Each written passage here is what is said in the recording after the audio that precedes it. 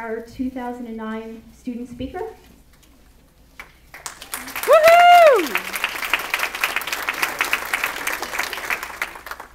Thank you. I was afraid I wasn't going to be tall enough, so I wore really high heels. Okay? But I'd like to welcome everyone here today, to Dr. Saunders, to Dr. Walsh, and our speakers, our friends, family, and of course, all of our inductees. I usually start my presentations at work with a joke. This way it just lightens the mood a little. And of course, it's about Albert Einstein. So when Albert Einstein was making the rounds of the speaker circuit, he usually found himself eagerly wanting to get back to his laboratory work. And one night, as he was driving, yet to another rubber chicken dinner, he told his chauffeur, "I just don't want to do this anymore." And the chauffeur, who happened to look a lot like Einstein in mannerisms and also in speech, he said, "You know what, boss? I have an idea. I've heard you give this speech so many times that I'll bet you I could give it for you." And Einstein said, "Well, why not? Let's try it." So when they got to the hall, Einstein all of a sudden donned the chauffeur's cap and his jacket, and he sat at the back of the room. And the chauffeur went up to the front of the podium, and he gave a beautiful rendition of Einstein's speech, and he even answered a few of the questions quite expertly. Well, then a supremely pompous professor asked an extremely esoteric question about antimatter formation, and he was digressing here and there, and he let everyone in the audience know that he was nobody's fool.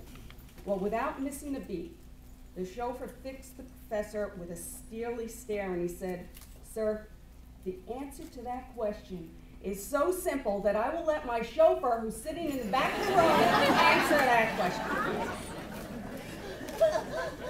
Anyway, Albert Einstein once said, "Learn from yesterday, live for today, and hope for tomorrow." The important thing is not to stop questioning. Our graduates and alumni are here today because their individual quest for answers and knowledge resonated a strong thirst for understanding. You have not only successfully completed many hours over your baccalaureate, but by your attendance at these ceremonies states that you've excelled and been recognized by not one professor, but throughout your many other semesters, which means that you have also successfully found parking to attend your classes. In preparation for this speech, I thought that my ideas were not truly unique, or that I have a vision for the world, but I wanted the graduates to fully comprehend what an incredible gift this educational experience is, and how, despite the depressing economy, these critical thinking skills are something that will never shrink in value. No matter where you turn these days, whether it's the print or the video media or casual conversations, the grim facts of a downtrending global market touches each and every one of us. While each facet of the global financial system is touched, the one thing that will never lose value and continue to be a cornerstone of your character and career is your education. As expressed by Stephen Covey in his books on effective management habits, he indicated that focused individuals such as you have chosen to continue on a path to learn, commit, and do. This path of action and resiliency will create the leaders and heroes of tomorrow. Isn't it great to know that your commitment led to such an illustrious destination here today? But unfortunately, it's only the start of your journey. The global economic situation may look bleak, but we're imparted with incredible resources and tools that have fully yet to be tested. Each individual in this auditorium has a distinctive uniqueness, which when combined with other talents may be the solution or the key to changing every negative influence and situation.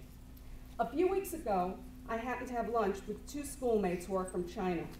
They showed me the symbol for the word crisis, which is made up of the symbol for disaster and opportunity. This powerful message says that in each predicament, the other side of the coin